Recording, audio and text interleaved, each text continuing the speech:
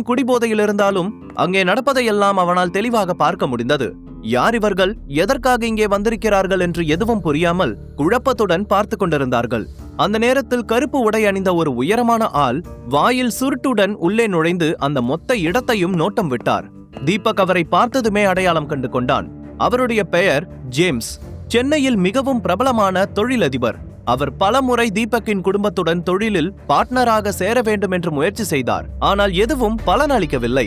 இப்போது ஜேம்ஸ் சென்னையில் தனக்கென ஒரு தனி சாம்ராஜ்யத்தையே உருவாக்கி இருந்தார். அதன் காரணமாக ஜேம்ஸுக்கு தீபக்கை நன்றாகவே தெரிந்திருந்தது. உள்ளே சுற்றிலும் ஒரு முறை பார்த்துவிட்டு சுருட்டை இழுத்து கொண்டே குணசேகரின் அருகில் சென்றார். Hello mister James, welcome. நீங்க இங்க வருவீங்கன்னு நான் கொஞ்சம் கூட எதிர்பார்க்கல என்று குணசேகர் சிரித்து கொண்டே சொன்னார். அப்போது ஜேம்ஸ் கடுப்பான குரலில், இங்கே இன்னைக்கு ஏதாவது புது கெஸ்ட் வந்திருக்காங்களா என்று கேட்டார். அதை கேட்டு குழம்பிய குணசேகர், ஆமா மிஸ்டர் ஜேம்ஸ், ஒரு கெஸ்ட் வந்திருக்காங்க.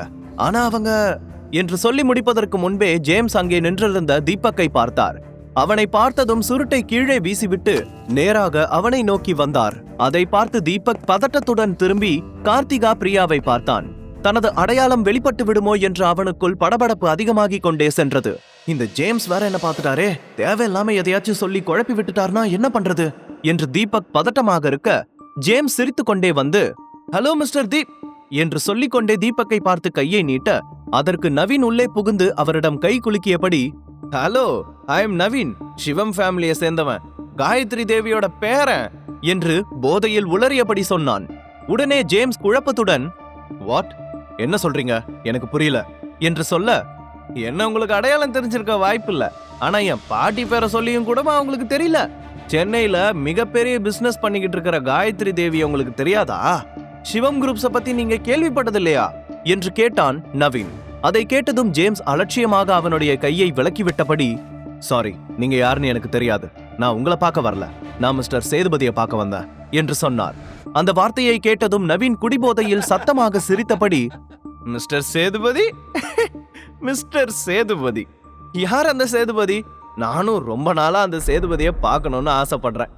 ஒருவேளை இந்த வீட்டோட மாப்பிள்ளைய தான் சேதுபதினு நினைச்சு பேச வந்தீங்களா என்று கேட்டான். அந்த வார்த்தையை கேட்டதும் ஜேம்ஸ் கோபமாக, ஏய், மரியாதையா பேசு, யார் இவர்னு தெரியுமா என்று கேட்க, தெரியும், இவன் எங்க குடும்பத்தோட வீட்டோட மாப்பிள்ளை, கிட்டத்தட்ட எங்க குடும்பத்தோட நாய் மாதிரி என்று சிரித்து கொண்டே சொன்னான் நவீன்.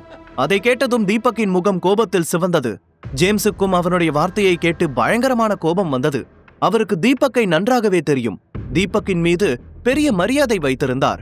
அப்படி இருக்கும்போது அவனை அவமானப்படுத்துவதை அவரால் பொறுத்து கொள்ள முடியவில்லை. உனக்கு யாரை எப்படி மதிக்கணும்னு தெரியல போல, ஆனா எனக்கு தெரியும். நீ பேசுறதெல்லாம் பார்த்துட்டு அவர் வேணா பொறுமையா இருக்கலாம், ஆனா என்னால் அப்படி இருக்க முடியாது என்று சொன்ன ஜேம்ஸ் தனது ஆட்களை பார்த்து சைகை காட்டினார். உடனே ஒருவன் வேகமாக வந்து டேபிளில் வைத்திருந்த ஒரு முழு ஒயின் பாட்டிலை எடுத்து வலுக்கட்டாயமாக நவீனின் வாயில் ஊற்றினான். அதை பார்த்து யாரும் முன்னால் வந்து அவனை காப்பாற்ற துணியவில்லை. கார்த்திகாவும் பிரியாவும் அதிர்ச்சியில் உறைந்த நிலையில் அவர்களை பார்த்து கொண்டிருந்தார்கள். தீபக் வேண்டுமென்றே அமைதியாக நின்று கொண்டிருந்தான். நவீன் அந்த ஒயினை குடித்து முடித்த பிறகு அவனால் நிலையாக இருக்க முடியவில்லை. அவனுடைய தலை சுற்ற ஆரம்பித்தது. கால்கள் அவனுடைய பேச்சை கேட்காமல் அலை பாய்ந்தது. இப்போ உனக்கு உரைக்கும்னு நினைக்கிறேன், அப்படி உரைக்கலனா சொல்லு, என்கிட்ட இந்த மாதிரி இன்னமும் நிறைய ட்ரீட்மெண்ட் இருக்கு என்று ஜேம்ஸ் கோபமாக சொன்னார். அதை கேட்டு எல்லோரும் அமைதியாக நின்றிருந்தார்கள். அப்போது அவர் நேராக தீபக்கை பார்த்து, சாரி மிஸ்டர் சேதுபதி, உங்களை அவமானப்படுத்துறத பார்த்துட்டு என்னால சும்மா இருக்க முடியல. இந்த மாதிரி ஆளுங்க கூடலாம் நீங்க இருக்கவே கூடாது என்று சொன்னார். மிஸ்டர் ஜேம்ஸ், இவங்க எல்லாரும் எனக்கு வேண்டியவங்க தான், இதை நான் பாத்துக்கிறேன், நான் உங்ககிட்ட அப்புறமா வந்து பேசுறேன் என்று சொன்னான் தீபக். கண்டிப்பா என்று சொன்ன ஜேம்ஸ் தன்னுடைய ஆட்களை அழைத்து கொண்டு அந்த இடத்தை விட்டு நகர்ந்தார். அவர்கள் இருவரும் பேசிக்கொண்டது நவீன், கார்த்திகா, பிரியா யாருக்கும் சரியாக கேட்கவில்லை என்றாலும் அவ்வளவு பெரிய ஆள் தீபக்குடன் கை குலுக்கிக் கொண்டு சென்றதை யாராலும் நம்ப முடியவில்லை. அதற்கு பிறகு யாராலும் எதுவும் பேச முடியவில்லை. சில நொடிகள் அந்த இடம் அமைதியாக இருந்தது. அப்போது தீபக் அவர்களை பார்த்து, லஞ்ச் முடிஞ்சதுன்னு நினைக்கிறேன், நான் இப்ப கிளம்பணும், எனக்கு வேற ஒரு முக்கியமான வேலை இருக்கு. பிரியா, ஷர்மி உன்னை சீக்கிரமே மீட் பண்ணுவாங்க, நாம இன்னொரு டைம் மீட் பண்ணலாம் என்று சொல்லிவிட்டு அங்கே சிதறி கிடந்த பாட்டில்களை பார்த்துவிட்டு அமைதியாக அங்கிருந்து வெளியே சென்றான்.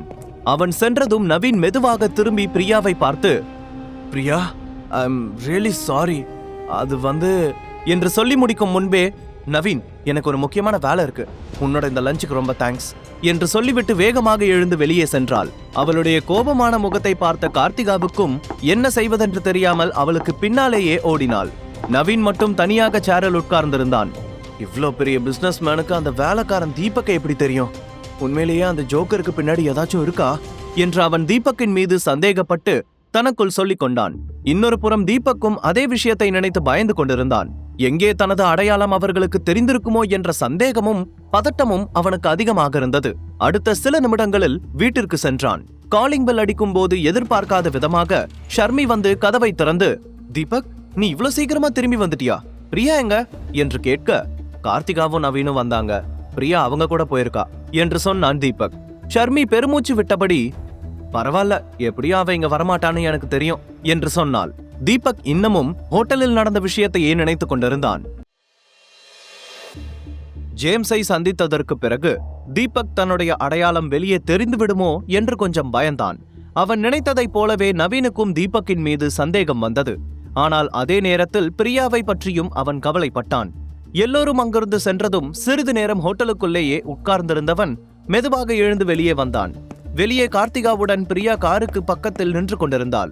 அவளை பார்த்ததும் ஏமாற்றமான முகத்துடன், பிரியா, ஐம் ரியலி சாரி, நான் இந்த ஏற்பாட்டை உனக்காக மட்டும்தான் செஞ்சேன்.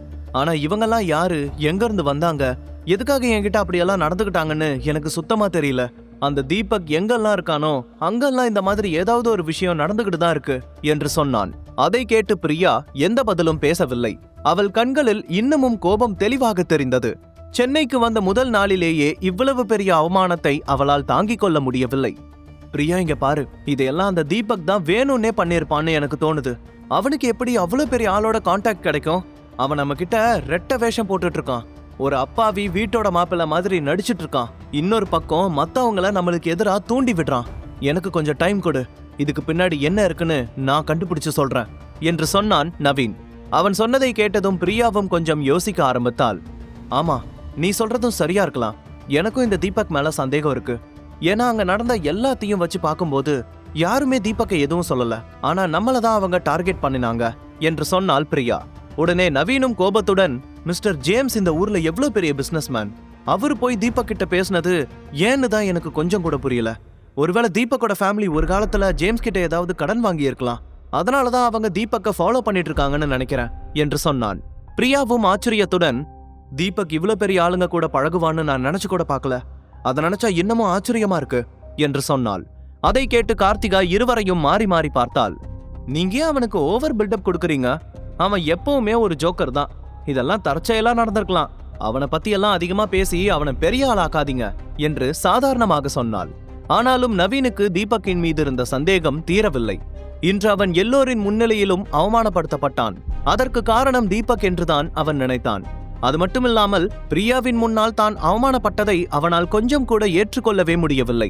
அவனுக்கு பிரியாவின் முகத்தை பார்ப்பதற்கே வெட்கமாக இருந்தது. இதுக்கு பின்னாடி இருக்கிற ரகசியத்தை நான் தெரிஞ்சுக்காம விட மாட்டேன். டேய் தீபக், இருக்குடா உனக்கு என்று நவீன் கோபமாக தனக்குள் சொல்லிக் கொண்டான். இன்னொரு புறம் ஷர்மிளாவின் வீட்டு காலிங் பெல் அடிக்கும் சத்தம் கேட்டது. ஆனால் தீபக் ஏதோ ஒரு யோசனையில் அதை கண்டு கொள்ளாமல் இருந்தான். அதை பார்த்து கடுப்பான கீதா, காலிங் பெல் அடிக்கிற சத்தம் கேக்குதா இல்லையா? இவனெல்லாம் வீட்டுல வச்சுக்கிட்டு எதுக்கும் பிரயோஜனம் இல்ல என்று கத்த, அதை பார்த்து தீபக் வேகமாக எழுந்து கதவை திறக்க சென்றான். ஆனால் அவனுக்கு முன்பே ஷர்மிளா சென்று கதவை திறக்க, என் பொண்ணுதான் இங்க எல்லா வேலையும் பண்றா. இந்த வீணா போனவன் நாளுக்கு நாளா சோம்பேறி ஆயிட்டே போறான். இதுக்கெல்லாம் சேர்த்து வச்சு ஒரு நாள் இருக்கு அவனுக்கு என்று கோபமாக சொன்னவர் தன்னுடைய போனை எடுத்து நோண்ட ஆரம்பித்தார். ஷர்மிளா சென்று கதவை திறந்து பார்க்க அங்கே யாரையும் காணவில்லை. உடனே மீண்டும் கதவை சாத்தும் போது திடீரென மறைவிலிருந்து ஓடி வந்து ஆ என கத்தினார் கணேஷ். உடனே பதறி போன ஷர்மிளா, அப்பா, என்ன இது விளையாட்டு? ஒரு செகண்ட் எனக்கு உசுரே போயிடுச்சு தெரியுமா என்று நெஞ்சில் கை வைத்து சிரித்தபடி சொன்னாள். அதை பார்த்து கணேஷ் சிரித்து கொண்டே, ஷர்மி, நான் என்ன கொண்டு வந்திருக்கேன்னு பாத்தியா?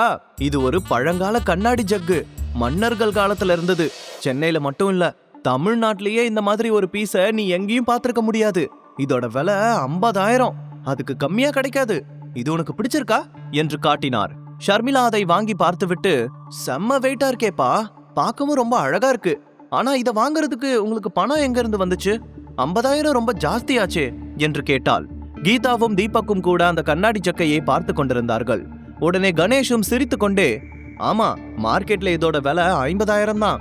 ஆனா நான் இதை எவ்வளவுக்கு வாங்கியிருப்பேன்னு கெஸ் பண்ண பார்க்கலாம் என்று கேட்க, ஷர்மிளா பின்னால் திரும்பி தீபக்கையும் கீதாவையும் ஒரு முறை பார்த்துவிட்டு, ஒரு 30,000 என்று சொல்ல, உடனே கணேஷ் இல்லை என்பது போல தலையை ஆட்டினார். ஷர்மிளா மீண்டும் யோசித்தபடி, ஒரு 20,000 என்று சொல்ல, அதுவும் இல்ல, இந்த கண்ணாடி ஜக்க நான் வெறும் 700 ரூபாய்க்கு வாங்கினேன் என்று கணேஷ் சொன்னார். அதை கேட்டு கீதாவும் ஷர்மிளாவும் ஆச்சரியப்பட்டார்கள். என்ன சொல்றீங்க? உண்மையிலேயே இதோட விலை ரொம்ப காஸ்ட்லினா உங்களுக்கு எப்படி 700 ரூபாய்க்கு கிடைச்சது? ஒருவேளை இது டூப்ளிகேட்டா இருக்கும் என்று சொன்னார் கீதா. உடனே கணேஷ் சிரித்தபடி, நானும் ஆரம்பத்துல அப்படிதான் நினைச்சேன். ஆனா இது உண்மையிலேயே ஒரிஜினல் தான். அங்க இருக்கிற சில பேர்கிட்ட கொடுத்து கூட நான் செக் பண்ணி பார்த்தேன். எல்லாரும் ஒரிஜினல்னு தான் சொன்னாங்க என்று சிரித்து கொண்டே சொன்னார். அப்படின்னா அதை ஏன் இவ்வளவு குறைஞ்ச விலைக்கு தராங்க என்று கேட்டாள் ஷர்மிளா. இப்பெல்லாம் பழங்கால பொருட்கள் மேல யார் ஆசைப்படுறாங்க? என்ன மாதிரி 1-2 பேர் தான் இருப்பாங்க. அதனாலதான் கேட்கிற விலைக்கு கொடுத்துடுறாங்க என்று சொன்னார் கணேஷ். அப்போது தீபக் அருகில் வந்து அந்த கண்ணாடி ஜக்கை எடுத்து பார்த்தான். இதுக்கு இன்னும் கிளாஸ் செட் வரல. கடைக்காரரு நாளைக்கு வர சொல்லியிருக்காரு. இன்னமும் 2 கண்ணாடிகளா சேர்ந்தாதான் இது இன்னமும் பார்க்க நல்லா இருக்கும் என்று சொன்னார் கணேஷ். முழு கதையையும் கேட்டு மகிழ பாக்கெட் FM ஏபி டவுன்லோட் செய்யுங்கள். லிங்க் டிஸ்கிரிப்ஷனில் கொடுக்கப்பட்டுள்ளது.